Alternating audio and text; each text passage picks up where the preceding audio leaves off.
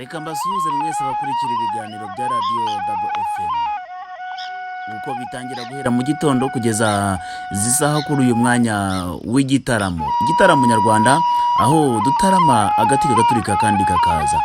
Nge ugiye kubagiza igitaramo nyarwanda ni John Hakizimana wa François Rwagashaija wa Rutembya wa Nkomera yabo wakambuka kamuga cya Sarukombe no kugera ku ngoma. Nkaba rutendeka itici imigambi rutoka n'abanyameta rewe mwanzi gwa rutinywa rutici umugambi nkuru za Rwanda hote mu mugabo bijyane sa mu muhigo mu Imana yihere mugisha. Ndaje ndisema inenga ndaje ndisema inege ntore ngenderwa n'inkine gerageza ikambera. Aha ngaho rero uko niko twinjira mu gitaramo nyarwanda maze ubwo kandi nabakuye.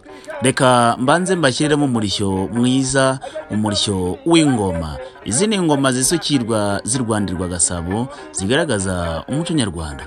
Ngaho rero nemukurikire maze ndaze dutangira igitaramo hanyuma mbahamagara mbakura mwese aho muri hose.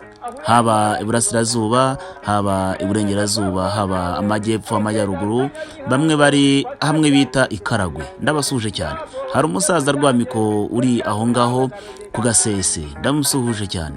Hari umusaza ukunda gutarama, akunda gukurikirana Radio Double FM uri hano Iremera hafi munsi ya Stade Amahoro. Nawe ndamusuhuje, yahuza nyambwira ngo mwana wanjye igitaramo cyawe nikikazime nikigakonje. Nanjye rwose ndagusuhuje muzehe Rutarama. Ngaho reka banze mbumvishe umurishyo maze dutarame.